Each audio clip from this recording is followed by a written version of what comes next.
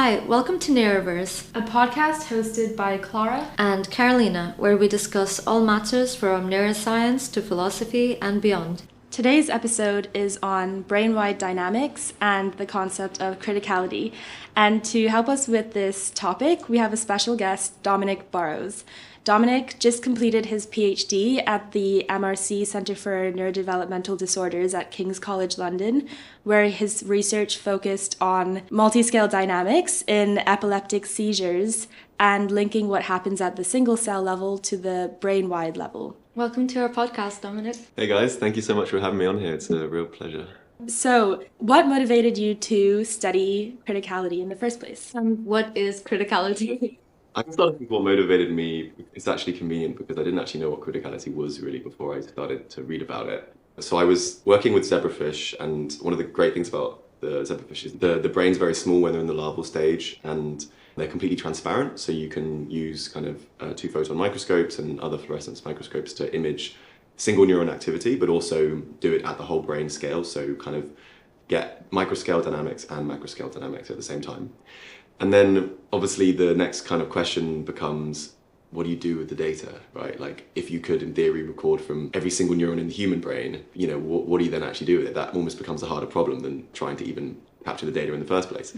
And when I was trying to understand that, I came across a load of different techniques that seem to try and tackle the problem of working with these really, really high dimensional data. And there's loads of different ways of doing it, but a field that I came across was something called statistical physics, which is kind of exactly what it sounds like. It's like physics, but a statistical perspective. So using tools from statistics where you can describe, data over long periods of time, using that to sort of infer properties about a physical system. And it turns out that a lot of these techniques have quite a long history of being used to try and understand the brain. And I was kind of reading a lot of these papers, and there was this thing called criticality that kept on coming up. And what appealed to me about it was the fact that it seemed to provide a kind of unified or potentially unifying mechanism through which whole brain dynamics might be organized. And it allows a way of relating dynamics at the smallest scale with dynamics at the highest scale. So that's kind of my sort of initial interest. So in terms of what criticality is, so there's a lot of kind of analogies that you can use to try and explain it. And my favorite one is, if you just imagine like a body of water, and there are different phases that the body of water can be in. It can be a solid, it can be a gas, it can be a liquid. And defining what phase it's in will depend on the interaction between the water molecules at the microscale.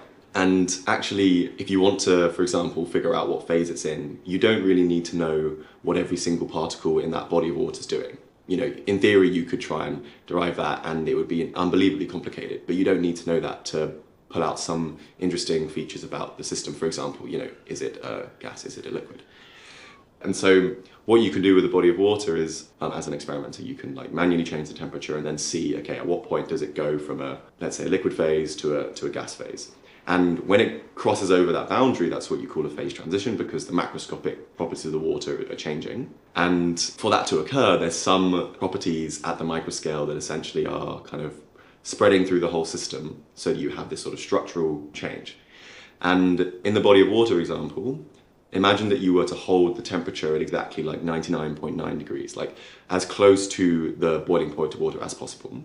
If you were to do that, let's say you could then think about the body of water as kind of like a computer, in the sense that there's all these different molecules, and it's like a network, like the water molecules, they form attractions with their neighbors to some extent. And like with a network, imagine that you could provide some input to that body of water. Then at the phase transition, so when you're close to being in between liquid and gas phases, the system would actually be very, very good at storing information about the input that you provided it. So the water molecules in this case would have a long kind of memory about the input that you provided it only when it's actually in between these different phases. And so this is what is known as criticality, where essentially any system is operating between distinct phases, so in this case a liquid and a gas. And people have applied this sort of theory to the brain, and there's some evidence to suggest that the brain might also be operating in a similar way, not between a liquid and a gas, but between distinct phases of behavior or kind of different regimes. And operating in that way seems to make the brain very good at doing things that might be relevant to brain function. Sounds so interesting. It's a really clear analogy. I like the way you described it. with the body of water and the different molecules. In my head, I imagined all of the different individual molecules in the body of water as like individual neurons, and then the mass of water changing onto the boiling point would be, I guess, like the brain-wide level oscillations and resulting behavior. And this is something we talk about a lot on the podcast, about different scales of understanding neuroscience in the brain, and whether or not understanding it at one level can be applied to a different level. Yeah, I think it's really interesting that we can also have this kind of broader perspective of how the brain works. Using that analogy, it's so clear to see that, we don't necessarily need to understand how every single molecule of water works. Like, that may not be the most effective way. You mentioned with the analogy as well that being at this critical point improves how the water receives the inputs and the water's memory. So I was wondering if, in terms of cognitive function, like what sort of cognitive functions does this actually improve? And is this also related to memory in the brain? Yeah, it's a really good question. So there's been so many different kind of potential links that people have identified between properties that networks have at criticality and potential brain function. So some of the earliest ones are things like, there's a property called dynamic range, which is, it looks at the range of inputs that the network can encode. So in an ideal situation, you would want a small input in the network to give rise to, let's say, a relatively small output, and a large input to give rise to a larger output, and then everything in between to kind of be encoded along this sort of spectrum. And at criticality, this is kind of what you see, that the brain is able to encode a variety of different kind of stimulus sizes. And that's sort of been linked to the ability to encode a variety of environmental inputs, essentially. So that's one of them. Another key property is that, so typically systems at criticality are separated by phases of order and disorder. So here, I guess more technically, the terms would be like stability and chaos. So in like a dynamical systems point of view, if you have an attractor is like a trajectory along which the dynamics will always kind of fall onto. And in a stable system, if you were to perturb or like add some input to the system and take it away from the attractor, when it's stable, it will always move back to the attractor very quickly. So the dynamics will basically always collapse onto this sort of trajectory. But on the opposite side, you have what's known as chaos. And there, even really, really, really close points in this kind of state space will always like diverge over time, even if they're like really, really close. So it's kind of the opposite of stability, where things will converge, things will diverge. And at criticality, you're sort of in between these distinct phases. So you're not chaotic and you're not stable. And what this leads to is something called neutral dynamics, where essentially any inputs that are provided into the system will allow the network to store the information about those inputs. Because if you think about it, when it's stable, the information is lost very quickly because the dynamics go straight back onto the attractor. Whereas when they're chaotic, the information that is received is just lost by all this kind of random noise. So in between those phases, you actually have a regime where the input can be kind of stored for longer. So that's one potential link to memory. Yeah, because also something else I've mentioned in previous episodes is like how the brain is so plastic and synaptic connections can change and neurogenesis can occur. And this whole concept of neuroplasticity is always also debated with stability, because it's like, oh, well, if the brain can be so plastic, then how can it also be stable? So this clearly can contribute to that balance. I also just wanted to ask, this may be a naive question, but this criticality point, does it occur, for example, at the neuronal level, such as with the action potentials, or does it also occur at the higher order level, like with like brain-wide oscillations, or would you say it's more specifically one or the other? Does it occur in both? Yeah, that's a really good question. So one of the reasons that criticality was so appealing in the brain is that there's this theory called universality, which essentially is the idea that many different systems can exist at phase transitions that show similar properties, even though the systems are completely different. So I'm not going to use the water example anymore because that doesn't really hold up technically, but there's something called Ising model. It's like the classical model that physicists use to study phase transitions. And you can think about it like a sort of 2D lattice or like a network where you have these individual units that tile space. And each of those units is like an electron, and it can either be in an up or a down state. And that's it, that's the whole model basically. And then you add some kind of slowly varying magnetic field that kind of affects the spin of each electron. And also each electron naturally wants to have a spin similar to its neighbors. And already there you can imagine how this is like a very good analogy for the brain, because all you need to do is change electrons to neurons and spins to activity states. And then you have a kind of 2D lattice of neurons. And in the magnet example, so there's a temperature that you add to the system, and at low temperature, the electrons want to basically be in the same state as their neighbors, and so you have this highly ordered, what's known as a ferromagnet, something that has a net magnetic moment, so it's acting as a magnet because the spins are all pointing in the same direction. But when you increase the temperature above a certain point, the thermal fluctuations basically prevent the electron spins from aligning, because it just kind of randomly orientates them. And so then it has a completely disordered macroscopic structure, and so there's no magnetic moment. And then in between these points, you have a critical point where you can get these, what are known as avalanches, which are basically like coherent spin flips. So let's say you have one electron that changes its spin, and then its neighbors will also then change its spin coherently, and you get these avalanches that can spread over the whole system. So long story short, people think that the type of phase transition that the magnet is at is actually the exact type of phase transition that the brain can be at. And that might sound a little bit weird, as we're talking about completely different structures here, but the theory is there's something about what happens at phase transitions where essentially the microscopic details of the system become unimportant. And so different macroscopic systems might actually sort of operate in the same kind of phase transition. So going back to your question about neurons' action potentials, people have actually tried to claim that single neuron activity is at criticality as well. Yeah, there's a whole field of people studying phase transitions, and people have tried to link, the brain to solar flares, to earthquakes, to forest fires, that all may be at a certain type of phase transition. I would like to caveat that I don't believe that any of this is necessarily true. For this to be the case, you need to have some very specific, basically the structure of the avalanche dynamics need to be really, really exactly the same. And I think there's limited evidence to show that this is actually true. So the brain may be at a phase transition, but it doesn't necessarily mean that it's at the same type of phase transition as the magnet example. And with regards to your research on epileptic seizures, how did you find understanding things at a single cell level versus a brain-wide scale was valuable?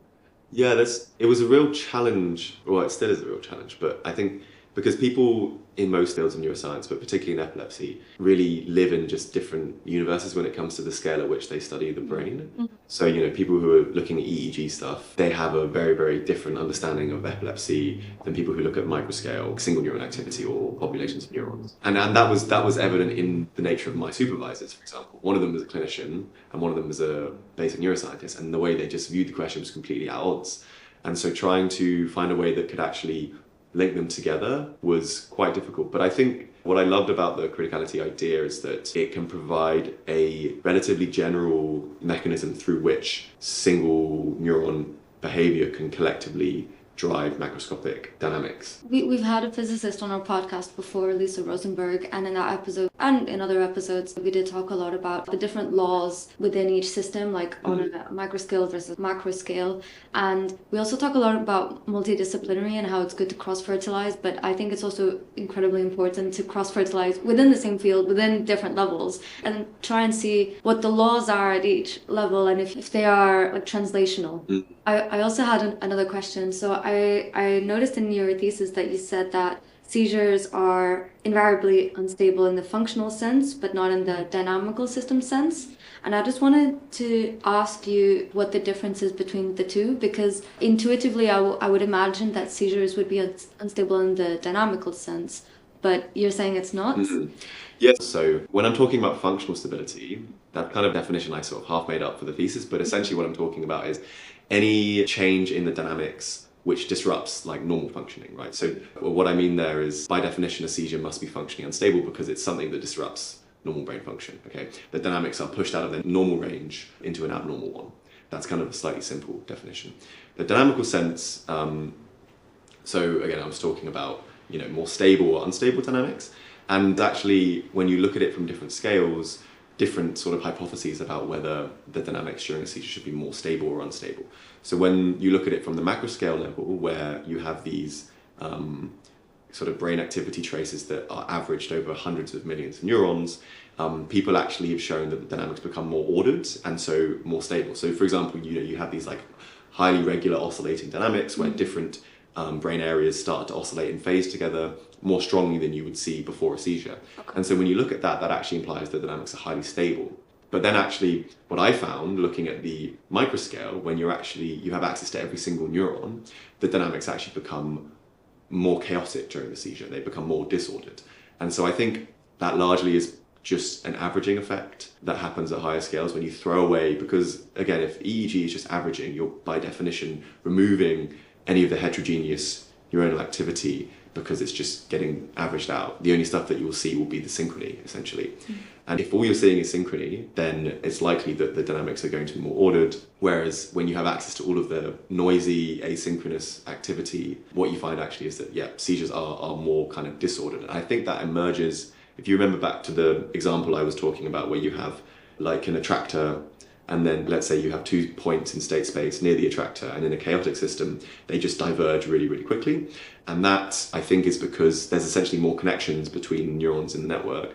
And so when you push the system in one direction, the chances that it's just going to go into a completely different portion of state space is quite high, because there's so many different random connections that it's very hard to predict exactly where it's going to end up. Whereas maybe in an EEG level where everything's synchronous and everything's highly connected, no matter where you push it, it's always going to end up in this kind of ordered state. That's so interesting, because it seems like order in one scale may lead to disorder on a different scale. And the fact that, like, you mentioned the number of connections, so that would be like the structural level, because we talk about structure function relationships a lot, and in one of our episodes we kind of created this picture of a structure function dynamic triangle that is always in play, which we always refer to now in like every episode.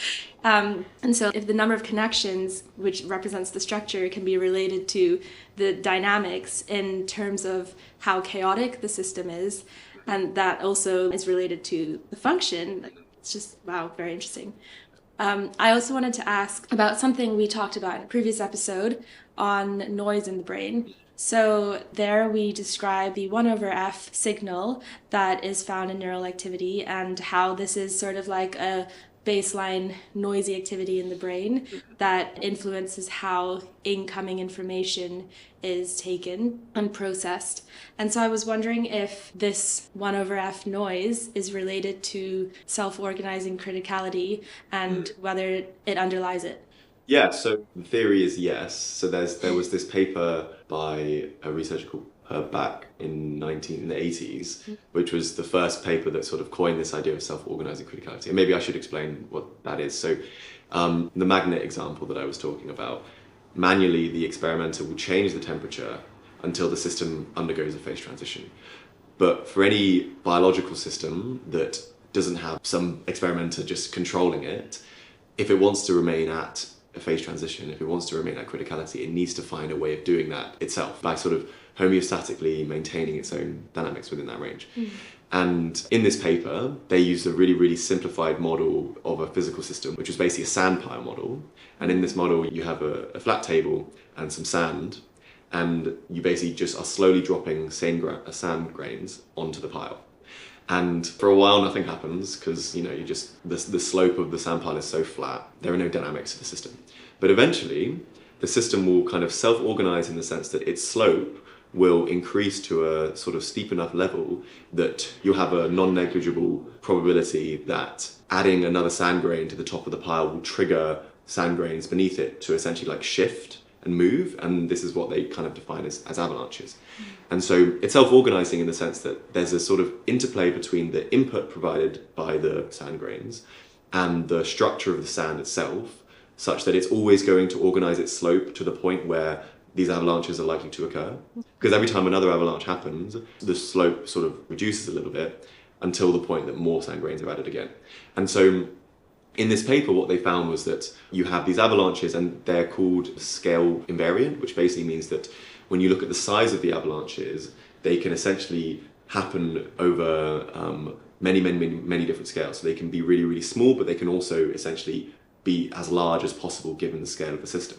And when you plot this on a logarithmic scale, you have something called a power law, which is essentially like a linear plot, but on a logarithmic axis. And that implies that the system is scale-free. And what I was just talking about there is avalanche size, but the link to 1/f, because that obviously describes temporal, like frequency domain, so it's like temporal structure. And actually, if you also look at the duration of the avalanches, so because avalanches can basically engage a certain number of sand grains, let's say, but they can also take a certain amount of time to happen. And what they found in this paper was that not only do avalanches of all sizes happen, avalanches of all lengths can also happen as well. And that essentially explains the 1 over f that you see, because you can look at how long it takes for these avalanches to spread through the system. What that allows you then to look at is the fluctuations in time. So like if you were to perturb the system, what are the timescales over which it responds?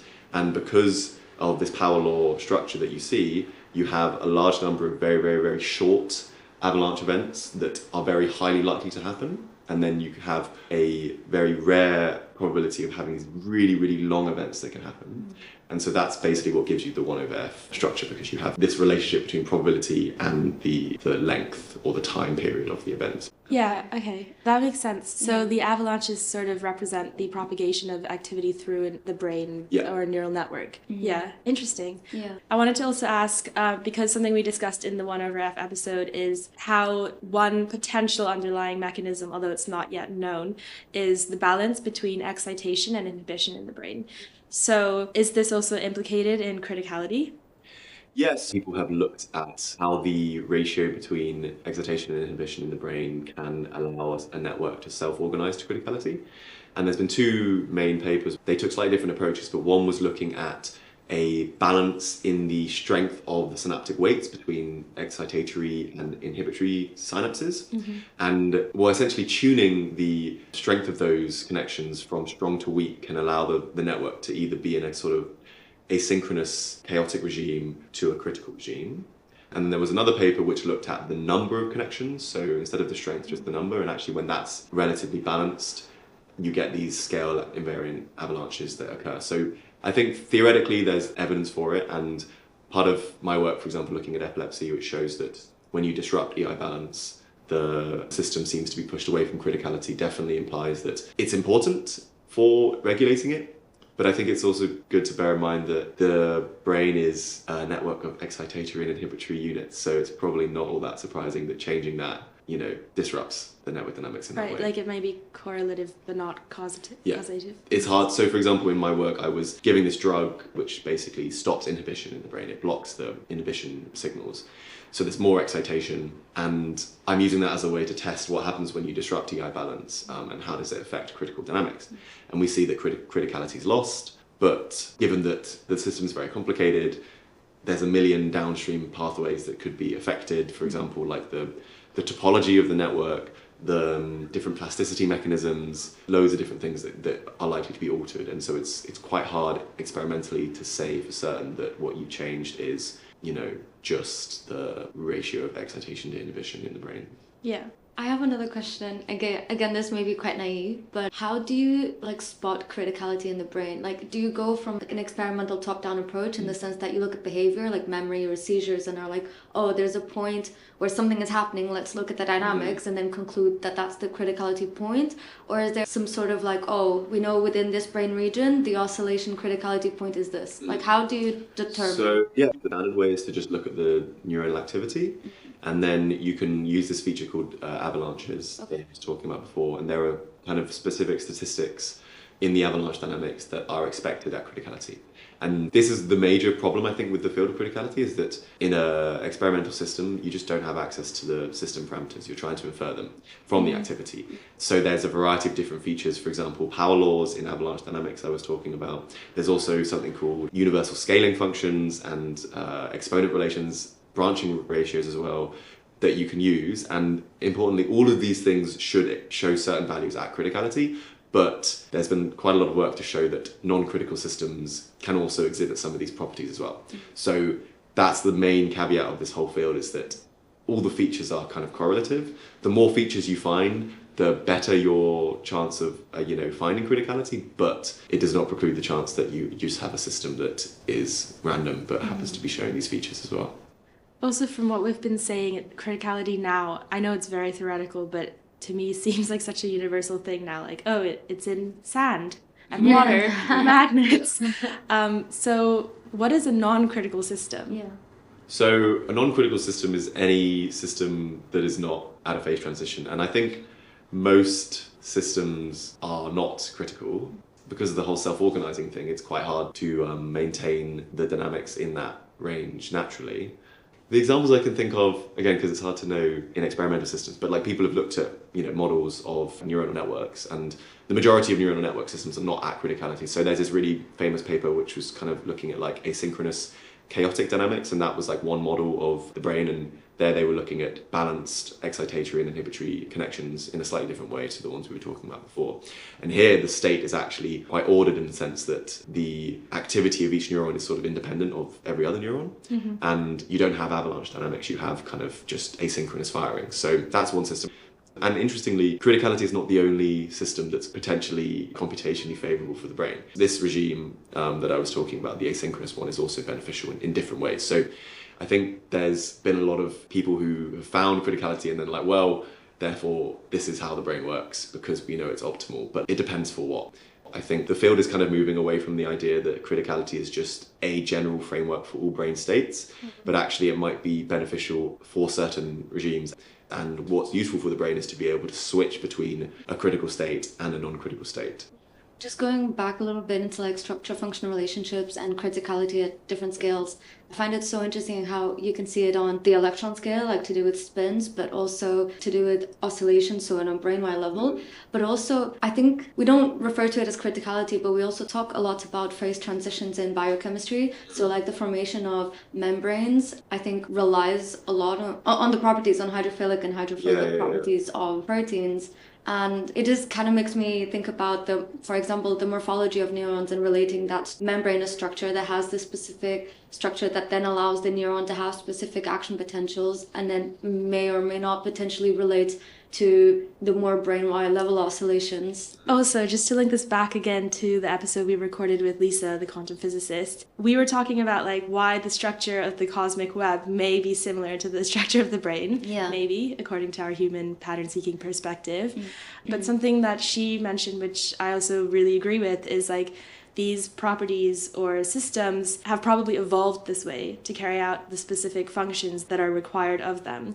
So like in biological systems that undergo phase transitions, it would be useful to have like this balance and ability to stay at the critical point. Yeah, but I just find it interesting how not only it occurs in neuroscience and in physics, such as like examples like the boiling water, but also as well with biochemistry. And as you were saying that we may not know whether criticality occurs at the single neuron level, but if we don't look at all of these properties, such as the membrane properties, such as the neuronal level, we may end up losing detail, as you mentioned, with like brain-wide oscillations that cancel out all of the heterogeneous activity. Yeah, I think it's interesting what you guys are saying about finding these structures at loads of different scales. I think the question then becomes, firstly, are these properties visible because they are a universal property of loads of systems and it's how nature works, or are they like an artifact of some recording instrument? But ignoring that, also I think it's then important to get at how useful is a property that's so generalizable that it's ubiquitous everywhere. I think that's an interesting question because sometimes you can get theories that are so universal, but for them to work, they are so non-specific as well that they're not necessarily useful. And I think criticality, it has been useful, but it's also hard to know how exactly to use the predictions that you get. I think there's not been the explosion in like clinical applications that was initially expected 10, 20 years ago, partly because of the generalizability of it. So it stayed in the sort of theoretical domain quite a lot, and there's been a lot of interest at the basic science level, but it's not necessarily translated to practical use yet. Yeah, hopefully it will, but yeah.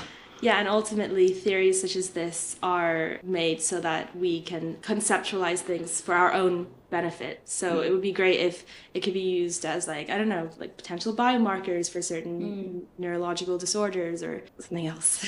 Yeah, that would be cool. Yeah. On that note, it's been a pleasure speaking to you today, Dominic. Thank you so much for enlightening us on this topic. Thanks for having me on. It's been great. Yeah, it's been amazing. I learned so much. If you enjoyed this episode, do feel free to share it on Twitter or Instagram. Support our podcast on Ko-Fi. Check out our website for all the resources of what we've mentioned in the episode and provide feedback for our podcast on our Google form. Thank you so much for listening.